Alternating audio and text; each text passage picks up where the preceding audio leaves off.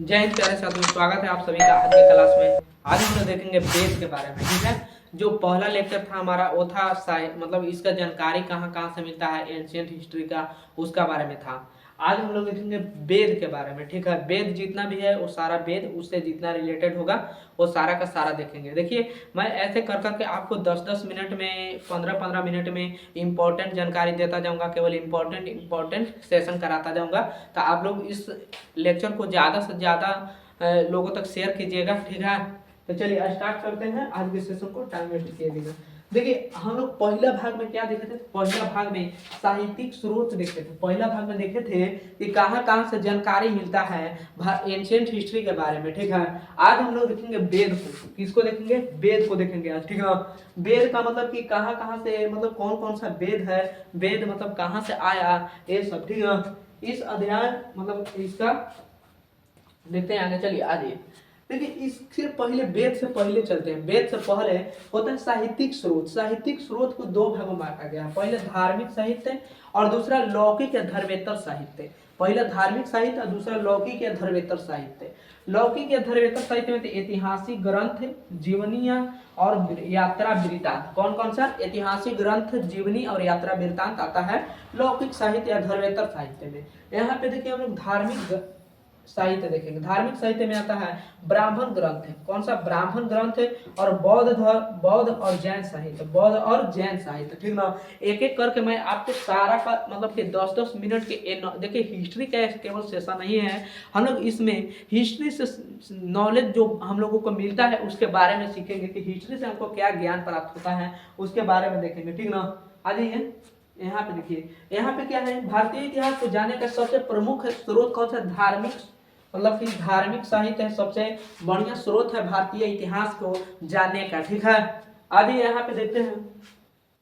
यहाँ पे देखिए, पहले देखिए ब्राह्मण ग्रंथ। ब्राह्मण ग्रंथ में देखते हैं तो इसमें फर्स्ट है वेद है, फर्स्ट, सेकेंड है ब्राह्मण ग्रंथ है, और तीसरा है आरण्यक, चौथा उपनिषद, पांचवा वेदांत, छठा उपवेद, और सातवां षड दर्शन, आठवां महाकाव्य, महाकाव्य जैसे रामायण महाभारत, और नौवां है पुराण एवं स्मृति ग्रंथ, पुराण एवं स्मृति ग्रंथ। ठीक है, आगे आगे देखिए देखते हैं वेद का अर्थ क्या होता है और इसका संकलन किसने किया था। वेद का अर्थ और इसका संकलन। तो वेद जानते हैं, वेद विद धातु से बना है। संस्कृत के विद धातु से वेद बना है। ठीक ना, किससे बना है? विद धातु से, जिसका अर्थ होता है जानना या ज्ञान प्राप्त करना। क्या होता है? विद का मतलब अर्थ होता है जानना या ज्ञान प्राप्त करना, जानना या ज्ञान प्राप्त करना। इससे इसका तात्पर्य किसे? पवित्र ज्ञान से, पवित्र ज्ञान से इसका तात्पर्य है वेद का। ठीक, याद रखिएगा, इससे पूछ सकता है। ठीक ना, आगे आइए। देखिए आगे देखिए, इसका संकलन किसने किया था? पूछ सकता है कि इसके संकलन करता कौन थे? तो कौन? कृष्ण द्वैपायन वेद व्यास, महर्षि वेद व्यास ने किया था वेद का मतलब कि संकलन। किसने किया था? वेद व्यास जी ने किया था। ठीक है, इसका प्रकृति कैसा है? तो प्रकृति है अपुरुष से है, अपुरुष से है, मतलब मानव द्वारा रचित नहीं है। कुछ मानव द्वारा रचित नहीं है, मानव के द्वारा नहीं लिखा गया है।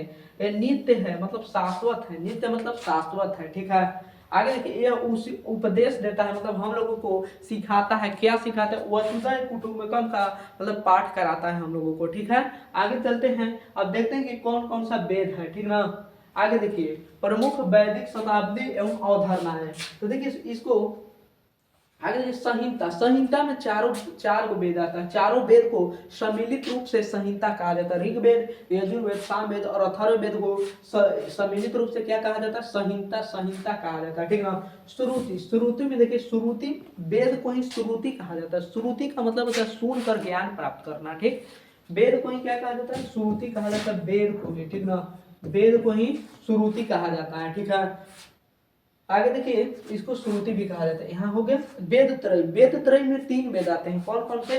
ऋग्वेद, सामवेद, यजुर्वेद। ये तीनों को सम्मिलित रूप से वेद त्रय कहा जाता है। ठीक है, अथर्ववेद इसमें शामिल नहीं होता है। कौन सा वेद? पूछेगा आपको एग्जाम में कि वेद त्रय में कौन कौन से वेद आते हैं। तो कौन कौन से वेद? ऋग्वेद, सामवेद, यजुर्वेद आते हैं। इसमें अथर्ववेद नहीं आते हैं। देखिए, प्रथम 3 वेदों ऋग्वेद, यजुर्वेद और सामवेद को वेद त्रयी कहा जाता है। सामवेद को क्या कहा? वेद त्रयी कहा जाता है। इसमें अथर्ववेद इसमें शामिल नहीं है, अथर्ववेद इसमें शामिल नहीं है, याद रखिएगा, ठीक ना। वेद त्रय में 3 वेद, ऋग्वेद, यजुर्वेद और सामवेद। आगे आगे आगे देखते हैं, पहला से स्टार्ट करते हैं यहाँ से। पहला देखिए, पहला है ऋग्वेद। पहला कौन सा? ऋग्वेद। ऋग्वेद आज है, देखिए यहाँ इसका अर्थ होता है स्तुति या ज्ञान का वेद। इसका मतलब कि एक कौन सा वेद है? स्तुति या ज्ञान का वेद। स्तुति मतलब पूजा पाठ करना, किसका? तो देवताओं का स्तुति, देवताओं की स्तुति से संबंधित है। इसका विषय है मंत्रों द्वारा आवाहन, मंत्रों द्वारा आवाहन। इसके पाठकर्ता, इसको पाठकर्ता को क्या कहा जाता है? पाठकर्ता। इसके पाठकर्ता को होत्री या इसके पाठकर्ता को होत्री या होत्रा कहा जाता है, ठीक ना, याद रखिएगा। आइए देखिए, इसका उपवेद कौन सा है? पूछेगा कि ऋग्वेद का उपवेद कौन है? तो ऋग्वेद का उपवेद कौन है? ऋग्वेद का उपवेद है आयुर्वेद है। ऋग्वेद का उपवेद कौन है? आयुर्वेद। आयुर्वेद का संबंध किससे? चिकित्सा मतलब शास्त्र से, चिकित्सा शास्त्र से आयुर्वेद का संबंध है। पूछ सकता है आपको से कि इसके प्रवर्तक कौन है? इसके प्रवर्तक हैं धन्वंतरी या प्रजापति। इसके प्रवर्तक कौन? धन्वंतरी या प्रजापति इसके प्रवर्तक हैं, ठीक है।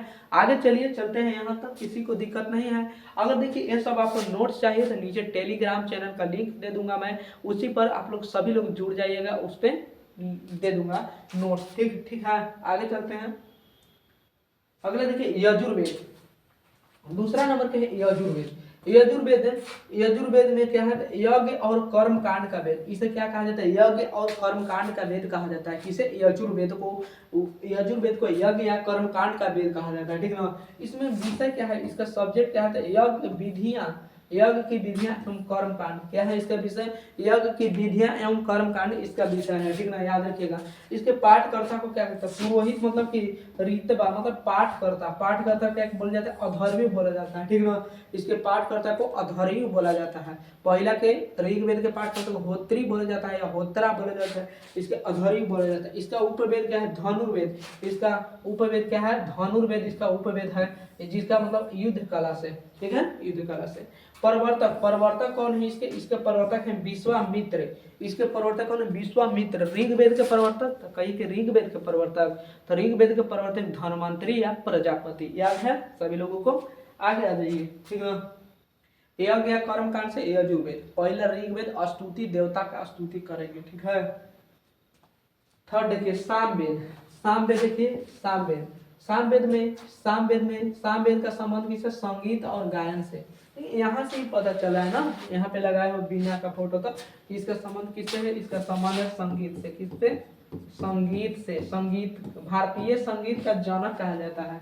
सामवेद को क्या कहा जाता है? भारतीय संगीत का जनक, ठीक है।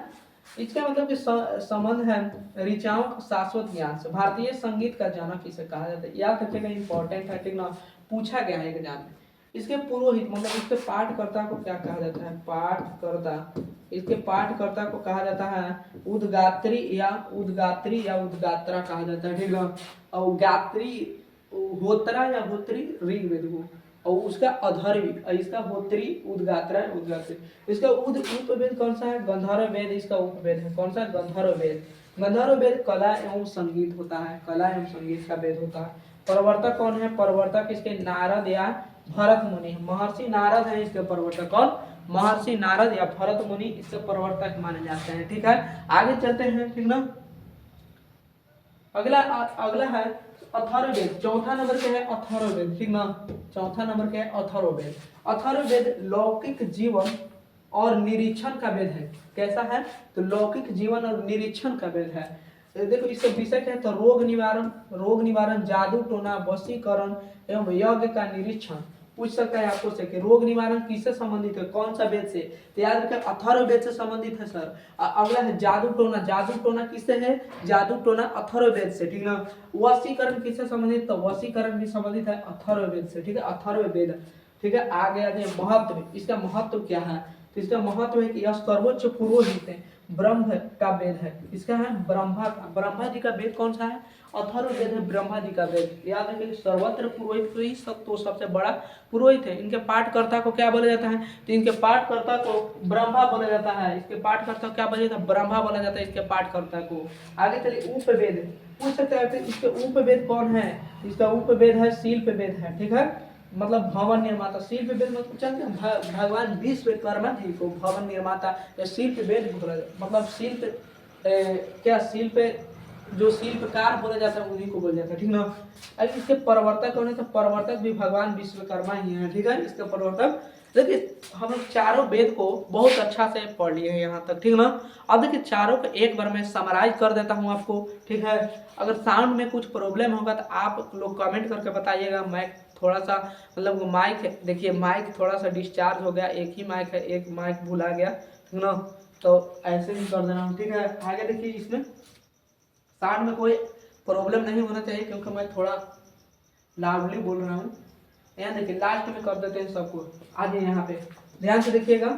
देखिए पहला वेद है ऋग्वेद। पहला वेद कौन सा है, ऋग्वेद। ऋग्वेद के 5 कर्ता को होत्री या होत्रा या होत्री कहा जाता है, ठीक ना। ये देवताओं के स्तुति से संबंधित है।